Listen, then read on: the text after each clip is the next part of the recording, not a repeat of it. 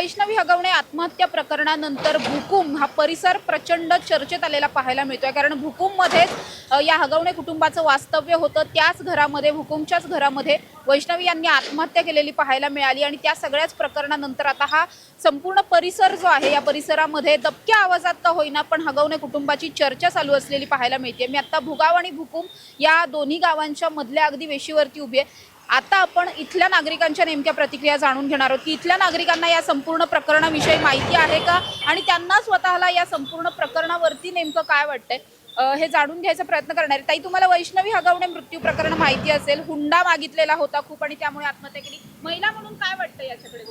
काय वाटणार, तिच्यावर अत्याचार झाला खूपच, त्यांना खरंच शिक्षा झाली पाहिजे त्या माणसांना। महिलांना आता खूप जास्त अत्याचाराला सामोरं जावं लागतं। तुम्हाला काय वाटतं, काय करायला पाहिजे महिलांनी या विरोधात? आवाज उठवायला पाहिजे, आवाज उठवायला पाहिजे या ह्याच्याबद्दल। आणि हुंडा घेण्याची ही जी परंपरा आहे ती काय वाटते बंद व्हायला हवी? ती बंद व्हायला हवी, हे चुकीचं आहे हुंडा घेणं।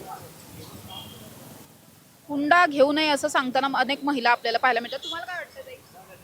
म्हणजे नाहीच, हुंडा घेतलाच नाही पाहिजे। आता कसं की स्त्री पण शिकती आणि पुरुष पण शिकलेला आहे, या गोष्टींमध्ये नाहीच घेतलं पाहिजे हुंडा, असंच माझं मत आहे। या प्रकरणातले जे आरोपी आहेत, एक महिला म्हणून काय वाटतं, काय नेमकी यांना शिक्षा झाली पाहिजे? म्हणजे जेवढे मोठ्या घरचे असतात तेवढे ते छळ करतात, त्यांच्याकडे जास्त असून सुद्धा ते असे करतात म्हटलं विशेष आहे की जे गरीबाचे आहेत ते मग चांगले राहतात ना त्या बाबतीत म्हटलं तर। एखाद्या गरीबाच्या घरात मुलगी तिला परवडली असं हो हो वाटतं? हो बरोबर, ते खूप छान, श्रीमंताच्या घरी नाहीच द्यावं, असं वाटतं। हो असं वाटतं। नाहीच द्यावं।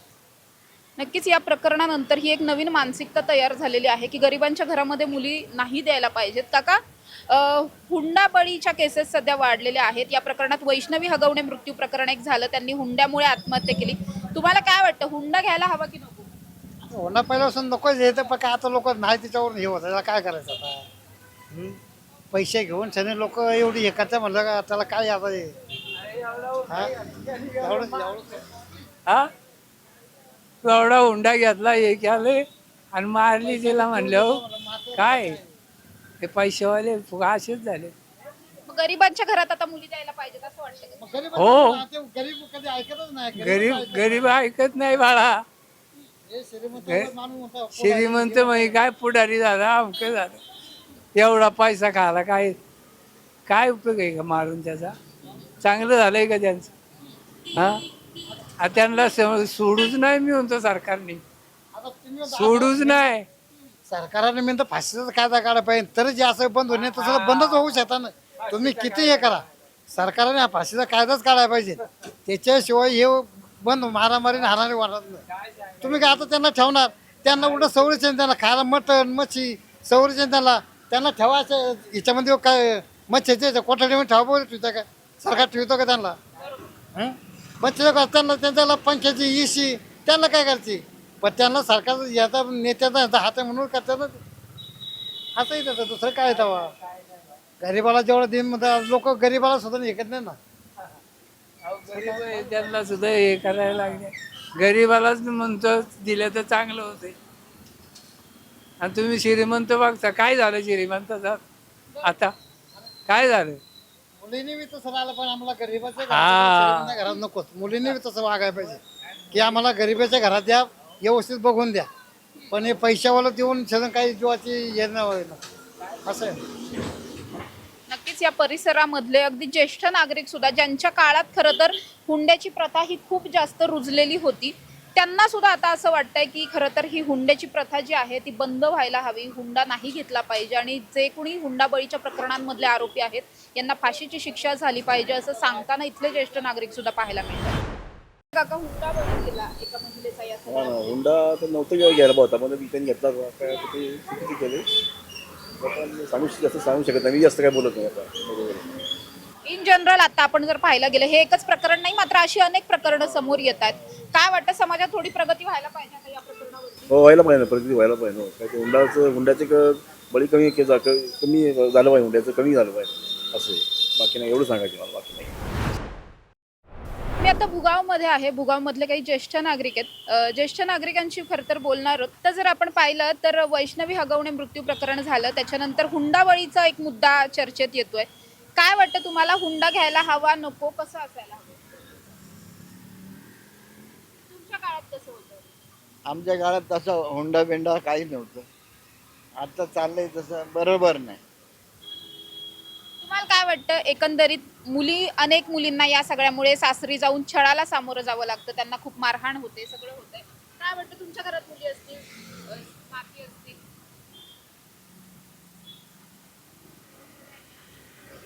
नाही व्हायला पाहिजे अशा गोष्टी. या प्रकरणातले जे आरोपी आहेत या आरोपींना नेमकं काय शिक्षा व्हायला हवी असं वाटतं? नाही, आम्ही नाही सांगू शकत. काय आहे, आता न्यायदेवता काय करेल ते न्यायदेवताने ठरवायचं. त्यांच्या ताब्यात दिलेत त्यांना, आता त्यांनी पकडलेत त्यांनी पोलिसांनी.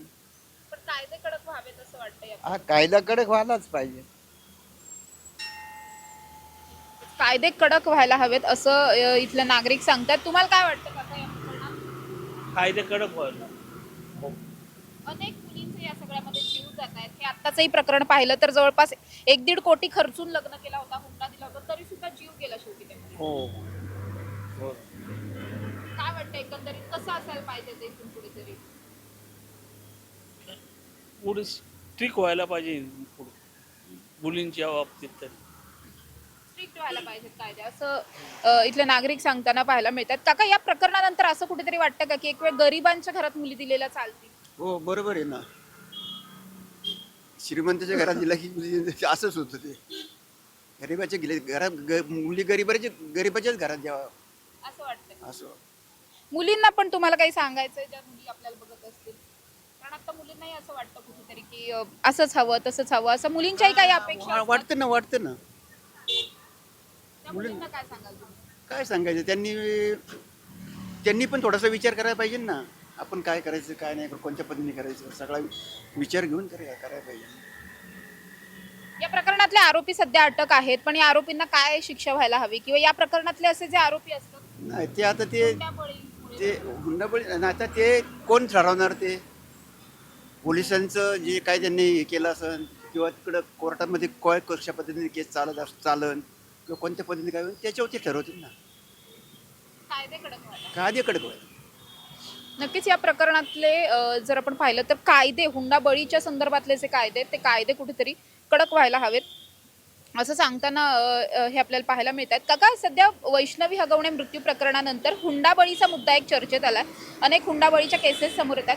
तुम्हाला वैयक्तिक काय वाटतं या प्रकरणावर? तर काय सांगणार आम्ही तरी. आता मोठी लोक असे करायला लागले म्हणतात. बारक्या गरिबांनी काय करायचं मग? दुसऱ्या मुलींना पण असंच होणार ना. बरोबर आहे का? एकाने केलं मग प्रकरण गाजलं जास्त तर दुसरा माणूस बी म्हणा जा हुंडा आण. बरोबर आहे का नाही? अजून काय त्याच्यात दुसरं? जो तो म्हणणार हुंडा द्या तर लग्न करणार बिगर हुंड्याचं पैसे नंतर बायकोला छेड करणार.